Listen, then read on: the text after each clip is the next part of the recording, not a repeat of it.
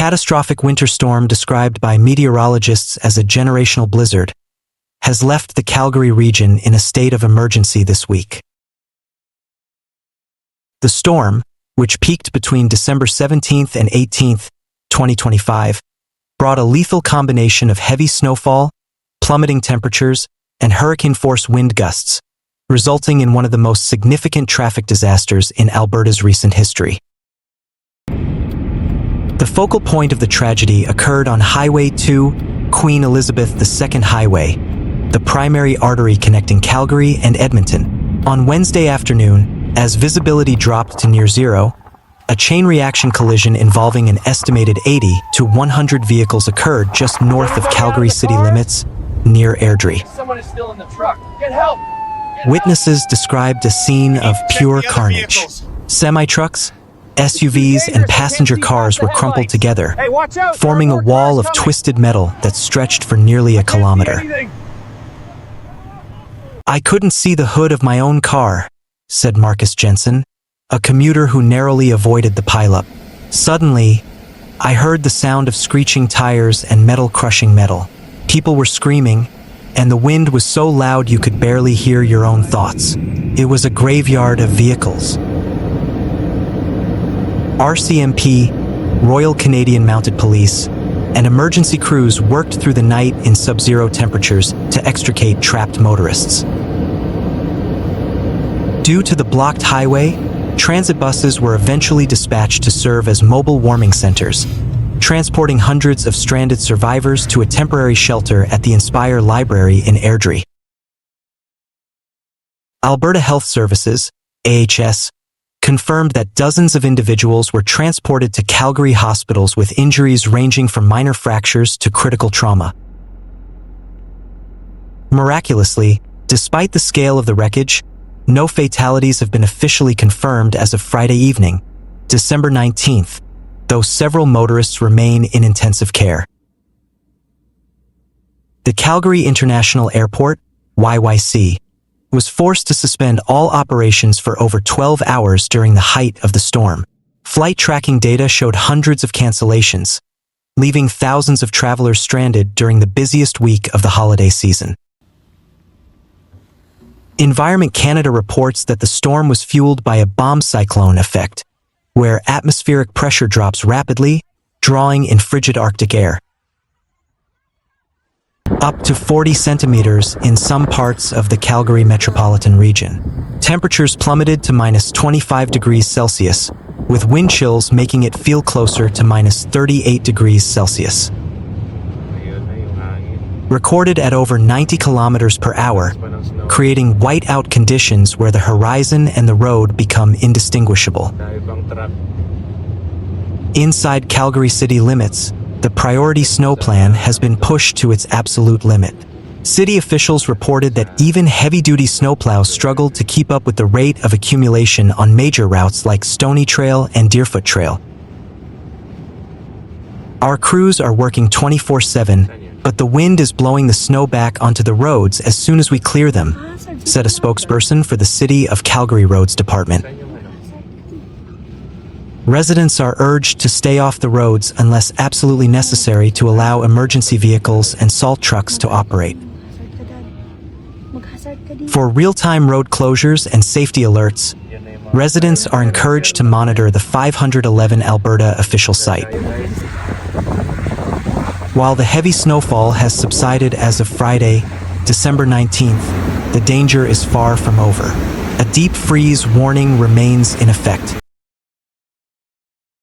Meanwhile, south of Edmonton, a collision on northbound Highway 2, approaching the Highway 616 turnoff to Millet early Wednesday afternoon has slowed traffic due to the closure of the right-hand lane, according to the province's Roads and Traffic Information Service, Alberta 511. Several vehicles were reported in ditches amid treacherous driving conditions all along Highway 2. Wow, look at that. A snowfall warning that ended mid-afternoon was in effect for Edmonton and areas northwest to Grande Prairie. Forecasters say between 10 and 20 centimeters of snow is expected to fall, but some areas could see closer to 30 centimeters. Light snow is expected to stop falling You can't overnight. even tell there's a car right in front of us. Highways and roads surrounding the Alberta capital were covered in snow as of 4:20 p.m. Mountain Time, including around Barrhead to the northwest, Lamont to the northeast and Onoway, Spruce Grove and Stony Plain to the west. Drayton Valley and communities around it about 150 kilometers southwest of Edmonton are enduring the same road conditions. In north-central Alberta's Peace Country, from the border with British Columbia east to Valley View and south to Fox Creek, as well as around Slave Lake, road conditions are much the same. Malakas ang hangin. Drivers were reporting blowing snow, snow drifts, and 2 trucks helping vehicles in ditches on secondary highways and back roads near Spruce Grove and Stony Plain. Drivers also reported blowing heavy snow on Highway 16 further west around Wabamun, Evansburg, and Wildwood. Highways and roads south of Edmonton were all partly covered by snow as of late Wednesday afternoon. Several drivers reported on social media of strong winds blowing snow across highways, snow-covered sections of roads, and of limited visibility, including on roads around Lacombe, Rimbey, Crestemere, and Pinoca. Meanwhile, on Friday, December 19, 2025, the city of Edmonton began the grueling process of digging out from under one of the most significant winter weather events in recent memory. A massive low-pressure system, which meteorologists have dubbed the solstice storm, dumped between 15 to 30 centimeters of heavy snow across the capital region in a 24-hour window, effectively bringing the city to a standstill. While the snowfall has largely tapered off, residents are now facing a new and more dangerous threat, an Arctic air mass that has plunged temperatures into a deep freeze, with wind chills reaching life-threatening levels. The storm began late Tuesday evening, December 16th, as light flurries that quickly intensified into a full-blown blizzard by Wednesday morning. By the peak of the storm on Wednesday afternoon, visibility in the downtown core was reduced to less than 200 meters. Environment and Climate Change Canada, ECCC, issued several red alerts, warning that the combination of heavy, wet snow and wind gusts up to 60 kilometers per hour would create whiteout conditions, making travel nearly impossible. By Thursday morning, much of the city was buried, with some suburban areas reporting drifts taller than parked SUVs. The Edmonton Police Service reported over 340 collisions within a 24-hour period, including a multi-vehicle pileup on the Anthony Henday Drive that forced the closure of several southbound lanes for over 6 hours. Air travel, Edmonton International Airport, YEG, saw a wave of cancellations. More than 20 outbound flights were grounded on Wednesday, and while runways are now being cleared, travelers are advised to check their flight status as delays continue to ripple through the system. Public transit, Edmonton Transit Service, ETS, faced significant delays. Many buses became stuck in unplowed residential side streets, leading to the temporary suspension of several feeder routes. The City of Edmonton has declared a Phase 1 parking ban, which remains in effect as of Friday, December 19th. This ban allows snow crews to clear arterial roads, collector roads, and bus routes. May naglalakad. Our crews have been working 24/7 since the first flakes fell, said a spokesperson for city operations. The sheer volume of snow, combined with the extreme cold that followed, makes this a very difficult cleanup. The snow is heavy, and the dropping temperatures are turning it into ice quickly. Residents are encouraged to use the 311 Edmonton website to report issues such as blocked drainage or dangerously large windrows. As the snow stopped, the temperature plummeted. On Friday morning, Edmontonians woke up to a base temperature of minus 19 degrees Celsius, but with the wind chill factor, it felt closer to minus 31 degrees Celsius. Meteorologists predict that the mercury will continue to drop over the weekend. Saturday morning is expected to see a low of minus 34 degrees Celsius. At these temperatures, frostbite can occur on exposed skin in less than 10 minutes. The city has activated its extreme weather response to ensure that vulnerable populations have access to warm shelters and 24-hour transit options to reach safety. The blizzard forced the closure of most schools within the Edmonton Public and Catholic School Boards on Wednesday and Thursday. While some schools have moved to online learning, many businesses remained closed as employees found themselves unable to shovel out their driveways. Local hardware stores reported a surge in demand, with many running out of salt, ice melt, and heavy-duty snowblowers by Wednesday afternoon. Meanwhile, Environment and Climate Change Canada, ECCC, says a second Alberta clipper storm will begin to hit western Saskatchewan early Friday morning. Around midnight, you might start to see some snow starting in the west, said ECCC scientist Christy Klemenhaga. She said the southern half of the province will see strong winds gusting between 50 and 70 kilometers per hour and between 5 and 10 centimeters of snow, but Friday's system will be less severe than Wednesday's. That storm saw wind speeds up to 128 kilometers per hour in the town of Easton, Saskatchewan, according to ECCC. Areas around the Yellowhead Highway will see strong winds throughout the morning, and the Trans-Canada Highway corridor from Regina toward Brandon, Manitoba, is expected to get the heaviest snowfall and strongest winds, Klemenhaga said. Having two systems back-to-back will create problems, she said. Wednesday's Alberta Clipper system is now in Ontario, but it created large swaths of mayhem in Saskatchewan, including a crash that killed a man in southern Saskatchewan. RCMP say a 33-year-old man from Winnipeg died on the Trans-Canada Highway Wednesday when the truck he was driving collided with another semi during stormy conditions. According to police, the driver was killed in a serious crash involving 3 semi-trucks on Wednesday around 2:25 p.m. Central Standard Time at the intersection of the Trans-Canada Highway and Highway 201, east of Broadview. The driver of one of those semis was pronounced deceased at the scene, RCMP spokesperson Keely Grasser said during a Thursday news conference on the aftermath of the storm. The driver and passenger of the other truck involved in the crash were taken to hospital with non-life-threatening injuries, police said. The third driver did not report any injuries.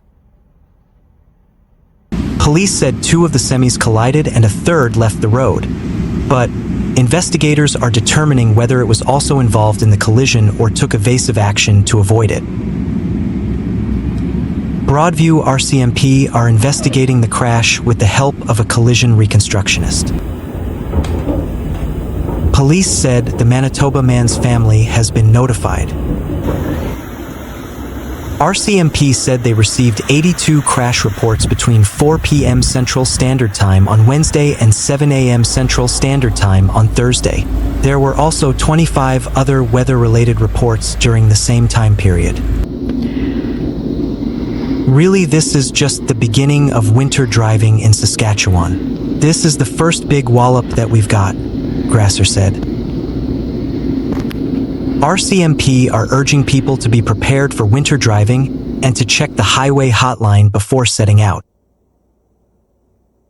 One bad crash near Secretan, about 130 kilometers west of Regina, caused extensive delays early Wednesday morning after a semi-truck went off the road and caught fire within view of a highway traffic camera. Alicia Jackson was on the Trans-Canada Highway on Wednesday morning when she spotted the crash near Secretan. The accident literally just happened like 5 to 10 minutes before I got there, because it was just the truck stopped on the highway. There were no emergency services or anything there yet. Jackson said emergency services showed up after about 30 minutes, extinguished the flames, and cleared enough debris to open a lane. She said she got there at about 8:30 a.m. Central Standard Time and spent the next 3 hours waiting before the jam started moving, and she was able to turn around and go home. Rosemont neighborhood resident David Voss says it took about an hour and a half of strenuous effort to shovel clear his parking area. "I'm an old guy, so I just chiseled at it," Voss said. Canada Post letter carrier Carl Marcos said the snow made mail delivery more difficult Thursday. "Lots of people haven't shoveled yet," Marcos said. "It's like a challenge for every mailbox." City worker Anthony Seguenza spent Thursday out in the cold doing parking enforcement in Regina's downtown. He said conditions were better than he was expecting. "So far, the city has kind of been doing its thing," Seguenza said, noting that street sweepers had been out. He said that anyone driving downtown Thursday should park in the Cornwall Center Parkade rather than on the street. Saskatoon has declared a snow event after about 11 centimeters fell during Wednesday's storm. The city has 30 graders, 6 plows, 15 sanders, and 9 sidewalk blowers working to clear the snow. Contractor crews joined forces with the city's snow maintenance team to clean up priority roads, like Circle Drive and other major streets. The city is asking people to use caution around snow crew equipment, especially when in low visibility conditions. Regina police said they had responded to 24 crashes since 10 a.m. Central Standard Time Wednesday, most of which were likely the result of the weather. 3 of those crashes caused injuries that appeared to be minor. Saskatoon police said the road incidents have been minor since 4 p.m. Central Standard Time on Wednesday. It would seem as though many people opted to stay off the roads or adapt their driving behavior for winter conditions, as we only received 6 reports of collisions for that time frame, none of which resulted in injuries being reported, Saskatoon police said. CAA spokesperson Lana Gervais said many people are playing it safe and staying off the road. While conditions are expected to improve, the timing depends on the area. "It really depends on how much rain that the area got before the snow," Gervais said. "In Saskatoon, I understand you guys got a little more snow. There's been a lot of calls in the towing area for Saskatoon. You're best off to contact your local towing company there." Wednesday's storm also left much of the southwest part of the province without power, including the communities of Easton and Frontier, along with areas surrounding Maple Creek, Gull Lake, and Shaunavon. Sask Power expects power to be restored to these communities around 6 p.m. Central Standard Time on Thursday. In the morning, Sask Power reported that crews were on site north of Gull Lake, attending to downed power poles. It expected power to be restored around noon on Thursday. Sask Power is still investigating the cause of an outage affecting the area of Kipling, Saskatchewan. Jenny Hagan, a storm chaser and severe weather specialist, spent the blizzard in Kindersley, one of the first areas in the province hit by the Alberta Clipper.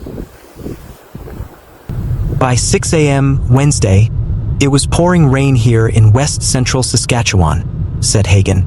That transitioned to snowfall in the afternoon around 2 p.m., and that's when the winds kicked in. So a lot of blowing snow out there. Hagan said the storm left several semis jackknifed from the combination of icy roads and windy conditions. If you're ever stranded, just make sure you try and get off the road as far as possible, because traffic coming along may not necessarily see you, Hagan said. Get on your winter gear, and also make sure you get out every once in a while to make sure your exhaust pipe is clear of snow and not drifting around. You definitely don't want carbon monoxide poisoning. Meanwhile, drivers were stranded, power was out, schools and highways were closed, flights were canceled, over 100 buses were stuck, and services like home care and garbage collection were delayed as a blizzard created dangerous conditions across southern Manitoba. The Alberta Clipper that walloped parts of the Prairie Province Thursday brought winds gusting to 90 kilometers per hour and created a shroud of blowing snow. Snowfall amounts reported by Environment and Climate Change Canada by late afternoon ranged from 8 centimeters in Winnipeg to 19 in Argyll, but noted strong winds made snowfall measurements difficult, so those amounts may vary significantly. Early Thursday, the storm left some drivers stuck in their vehicles and unable to go anywhere because of poor road conditions that quickly engulfed them, as Environment Canada issued winter storm warnings in southeastern Manitoba and extreme cold warnings in the north. Manitoba RCMP said Thursday morning they'd gotten calls from about 20 people whose vehicles even officers and tow truck operators couldn't reach. Those staff with the Mounties Communications Center were regularly checking in with those drivers by phone to make sure they were safe. Ideally, you want to get off those roads. With that wind, visibility is next to nothing, especially when you're outside the city on the highways. Visibility's everything when it comes to driving safely, said RCMP Sergeant Paul Menager. Between 6 p.m. Wednesday and 8:30 a.m. Thursday, Mounties got 11 reports of crashes on highways throughout the province, as well as several reports of vehicles stuck in ditches. Some roads within Winnipeg became hard to navigate because of drifts and snow cover, and many highways were closed, including parts of the Trans-Canada Highway and, at one point, the perimeter highway surrounding the city. There's no reason to be out there, Menager said. Anyone caught driving on a closed highway could face a fine of about $200. It's a snow day. Take advantage of it and stay home. The storm led to the rare step of all public school divisions in Winnipeg closing for the day, something that hasn't happened because of weather since a storm in 2022, when schools and administration offices across the city closed their doors, although Pembina Trail School Division still held classes online. Before that, schools across Winnipeg hadn't closed due to weather for 25 years. The blizzard also left well over 100 buses stuck in the snow throughout what Rick Young, Winnipeg Transit's manager of operations, called a challenging day. Young said the city's Bridgewater area, which has several roundabouts, was especially difficult for buses, and added while he hopes routes will be closer to normal Friday, he encouraged riders to check Transit's website for schedule changes, dress warm, and make sure you're prepared to stand for a while. Manitoba Hydro also dealt with a number of power outages both in Winnipeg and outside the city, including one Thursday morning that extended along Pembina Highway and included the University of Manitoba. The U of M, the University of Winnipeg, Canadian Mennonite University, and Booth University College in Winnipeg were closed Thursday and have postponed exams. RRC Polytech's Winnipeg and regional campuses were also closed for the day. Many flights in and out of Winnipeg were also delayed or canceled by the storm, a spokesperson for the Winnipeg Airports Authority said, a development that left some travelers waiting at the city's airport wondering when they might be able to board. It's been very hectic all morning. Everyone's been trying to get on different flights and trying to get around, take whatever they can, Antonio Raposo said as he waited at the airport to see when he would be able to fly to Las Vegas for a planned getaway. Jim Kurtz, who was in Winnipeg this week for work and was trying to get back to Ontario, said he wasn't worried about his flight being delayed further. It is what it is, Kurtz said. I'd rather get home safe than the alternative. The city of Winnipeg also canceled garbage and recycling pickup Thursday and rescheduled it for Friday instead, with Friday collection now getting pushed to Saturday. The storm also forced the Winnipeg Regional Health Authority to significantly reduce its home care services, meaning most clients wouldn't be seen Thursday unless they're considered high risk, a news release said. In Winnipeg, the Brady Road landfill and all 4 our recycling depots were also closed. Snow clearing crews have been working on the city's main roads since 1 a.m., while sidewalk plowing was paused later Thursday because of blowing snow. a news release said. The city expected to resume clearing sidewalks and pathways at 7 p.m., when a grader plow on main routes was also scheduled to begin. A back lane plow was scheduled for 7 a.m. Saturday. Michael Cantor, the city's manager of streets maintenance, said a plow of residential streets was scheduled to start Sunday at 7 a.m. and be complete by Tuesday at 7 p.m., but trouble spots could be addressed before then. We wanted to take into account the snow that is forecasted for tomorrow and allow some time to clear that. If we get the 5 to 10 centimeters forecasted, Cantor told reporters during a virtual scrum Thursday afternoon.